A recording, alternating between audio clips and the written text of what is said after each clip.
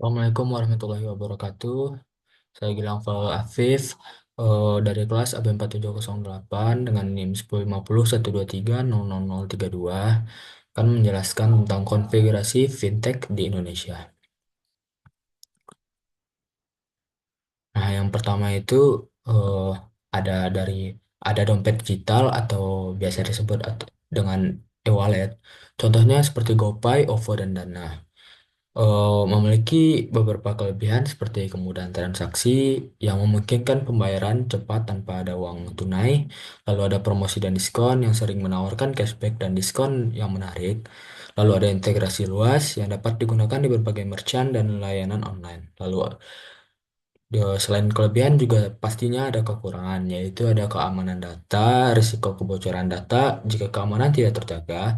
Yang kedua yaitu ketergantungan pada internet yang membutuhkan koneksi internet yang stabil. Lalu yang terakhir ada biaya transaksi. Beberapa layanan mengenakan biaya untuk penarikan atau transfer. Nah, selanjutnya ada eh, fintech layanan pinjaman online atau P2P lending. Contohnya seperti Akulaku, EasyCash, dan ada kami. Memiliki beberapa kelebihan seperti akses mudah ke kredit yang memfasilitasi pinjaman tanpa jaminan dengan proses cepat. Lalu ada proses digital yaitu pengajuan dan pencairan dana dapat dilakukan secara online. Lalu yang terakhir ada mendukung inklusi keuangan, memberikan akses kredit kepada individu yang tidak terlayani bank tradisional.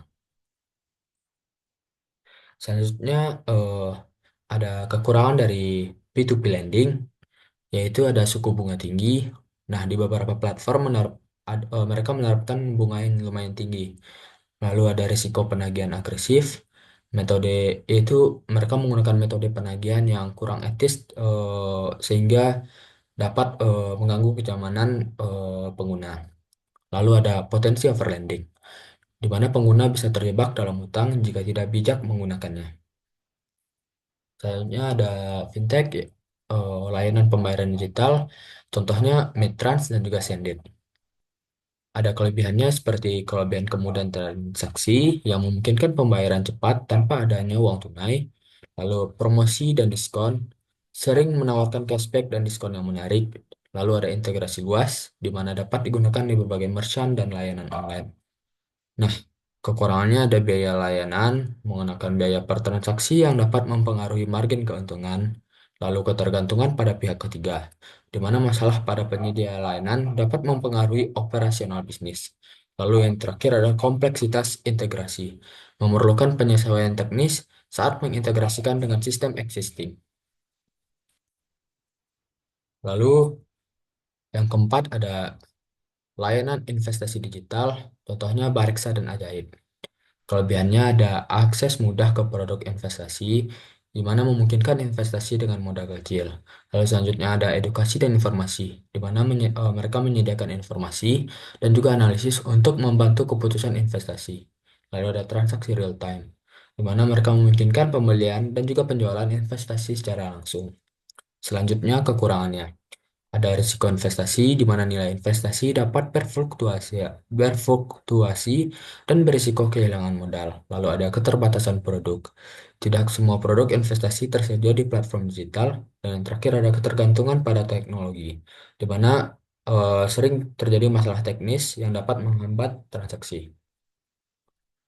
Lalu yang kelima dan juga yang terakhir ada layanan asuransi digital atau InsurTech. Contohnya Koala dan Pasar Polis.